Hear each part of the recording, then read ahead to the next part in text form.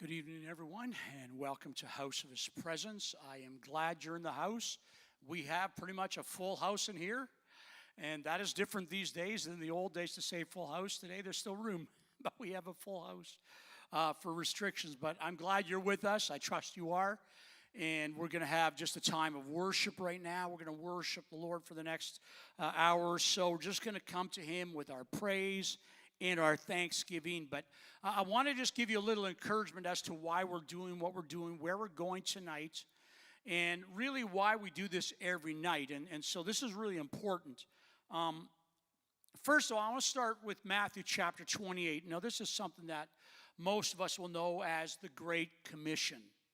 And so I want to read this to you. Jesus left these words with the disciples prior to his ascending to heaven. So here he goes. He says, "And Jesus came and said to them, 'All authority and in heaven and on earth has been given to me.'" That's awesome.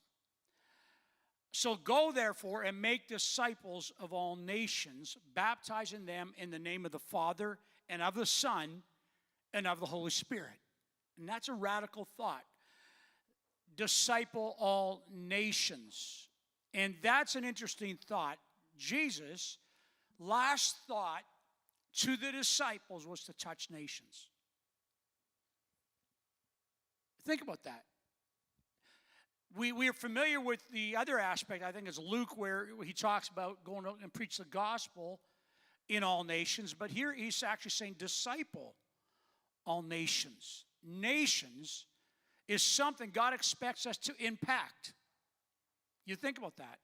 He expected his disciples to carry the authority that he had and to take it to all nations and disciple nations. That's a crazy thought.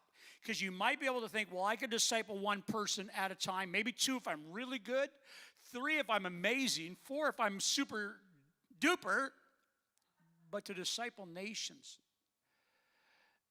And the thought came to me today, and I've had this before, it's not a new thought, but Jesus thinks in big terms. He thinks in terms not just of people one at a time. Now you understand this. He thinks of nations.